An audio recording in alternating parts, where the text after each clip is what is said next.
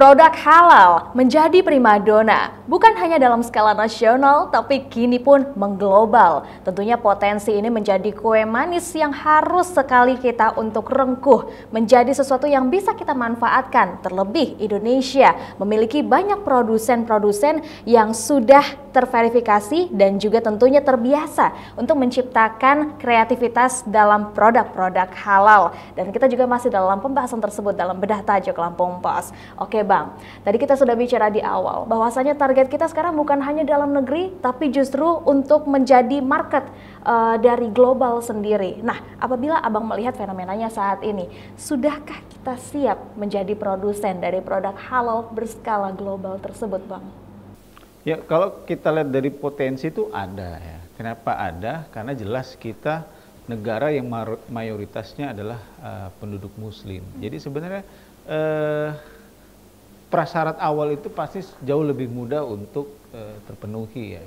Tapi kita harus berpikir bahwa yang menjual produk halal itu sebenarnya tidak hanya perusahaan-perusahaan yang mungkin ya, ya Muslim ya, negara-negara non Muslim, karena mereka melihat bahwa ada pasar di situ ya kan, dan ada ceruk yang cukup besar di situ. Ya bisa saja negara-negara non Muslim atau pengusaha-pengusaha non Muslim itu juga bergerak ke arah sana gitu loh. Jadi maka yang paling penting adalah meningkatkan kualitas ya, sehingga potensi yang ada ini benar-benar bisa berkompetisi menembus pasar global ya. Pada tahun 2022 itu tingkat konsumsi produk halal dunia itu mencapai 2,02 triliun US dollar ya. Tahun 2024 itu diperkirakan akan meningkat lebih besar lagi ya, menjadi sekitar 2,4 triliun US dollar ya. Ada peningkatan per tahunnya sekitar 3,1% ya. Nah, ceruk ini harus dinikmati, harus bisa direngkuh oleh pelaku-pelaku usaha produk halal dalam negeri, dari lokal menuju global ya. Di Lampung sendiri potensinya luar biasa besar kok ya. Dari sekian ribu proses sertifikasi yang diberikan secara gratis oleh pemerintah itu diakomodir oleh sekitar 7.345 pelaku usaha UMKM di Provinsi Lampung. Itu di Provinsi Lampung aja. Wah, luar biasa. Apalagi kita melihat adanya pandemi kemarin menjadi salah satu juga untuk para UMKM ini turut tumbuh. Dan juga ternyata ada sumbangsi yang diberikan juga oleh pemerintah untuk ikut membina dan juga memberikan jalan. Dan kita lihat sepertinya di Lampung sendiri banyak juga yang sudah mulai merasakan untuk ekspor produknya ya Bang ya.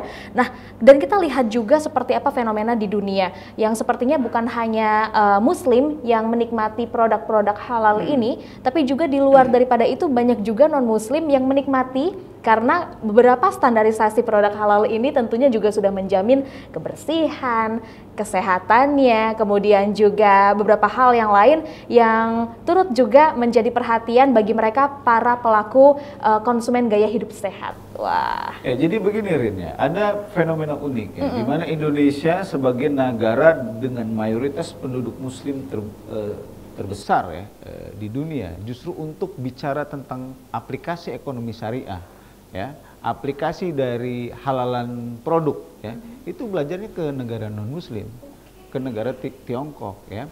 Kenapa? Di sana misalnya hotel atau resto ya, mereka sudah punya SOP-nya bagaimana sih usaha di sana, perhotelan di sana, kuliner di sana itu bisa menerapkan produk halal atau menerapkan ekonomi syariah ya.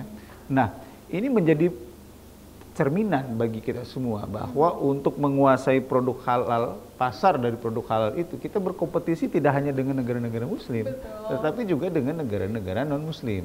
Makanya sudah betul lah apa yang dilakukan pemerintah untuk menggencarkan proses sertifikasi ya, jaminan produk halal secara gratis kepada pelaku-pelaku usaha UMKM. Tapi ke depan pemikirannya tidak hanya memberi label mereka produk halal, tapi bagaimana mendorong produk-produk ini itu memang bisa menembus pasar dunia. Nah, kalau kita bicara menembus pasar dunia itu ujung-ujungnya nggak lain nggak bukan, pasti bicara masalah kualitas ya, tingkat kepercayaan yang lebih seperti itu. Jadi ya, mau tidak mau kalau kita mau menguasai produk halal itu sebenarnya tidak hanya selesai dengan proses sertifikasi aja, tetapi peningkatan kualitas dari produk-produk halal. Ya, setuju sekali. Karena setiap negara pasti punya standarisasi produknya sendiri yang ingin mereka impor begitu ya Bang. Dan menarik juga gitu, dari China sendiri mereka sudah menyadari hal tersebut. Karena mereka yang pastinya juga memiliki masyarakat yang beragama Islam. Satu sisi mereka juga melihat bahwasannya para wisatawan di sana bisa untuk diberikan pelayanan yang maksimal ya. Betul. Terutama dengan adanya ekonomi syariah. Wisatawan mancanegara ya, itu tidak hanya didominasi oleh non-muslim, yang muslim juga banyak yang berwisata ke negara-negara non-muslim. Itu tadi yang saya katakan, makanya bahwa dalam pasar produk halal itu yang bermain itu tidak hanya negara-negara muslim saja, negara-negara non-muslim. Intinya adalah siapapun bisa bermain, bersaing dalam, ini pasar persaingan terbuka loh, bukan pasar persaingan tertutup. Yang bisa bermain dalam pasar produk halal ini tidak hanya boleh dilakukan oleh negara-negara muslim, siapapun boleh gitu. Jadi makanya ini pasar persaingan yang sempurna gitu ya. Dan kalau bicara di dalam pasar persaingan sempurna itu kualitas itu harus diutamakan. Jadi setelah selesai kita berurusan dengan sertifikasi halal, kita harus bicara tentang masalah kualitas produk ya. Dimana kalau produk halal di dunia itu kan paling tidak dibagi ke dalam 3 segmen ya. Pertama halal food ya, makanan halal ya. Kemudian halalan fashion ya, fashion yang halal. Kemudian yang ketiga itu adalah halalan medicine ya, farmasi dan juga kosmetik.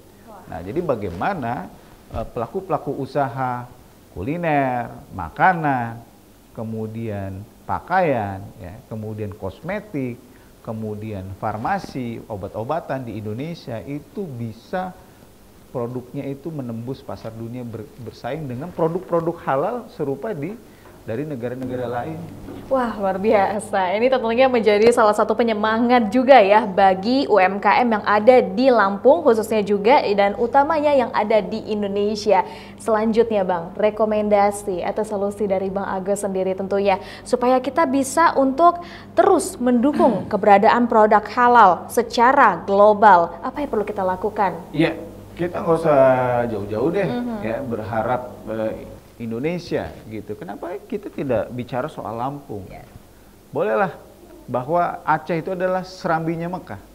Tapi bagaimana kita bangun image bahwa untuk produk halal itu serambinya ada di Lampung seperti itu. Jadi Lampung bisa menjadi bukan menjadi pengembira ya, tapi menjadi lokomotif dari produk-produk halal Indonesia untuk dunia gitu. Nah, ini yang harus dilihat oleh pemerintah Provinsi Lampung ya, bagaimana mendorong ya pelaku-pelaku usaha di Provinsi Lampung itu bisa menyelesaikan proses sertifikasi produk halalnya.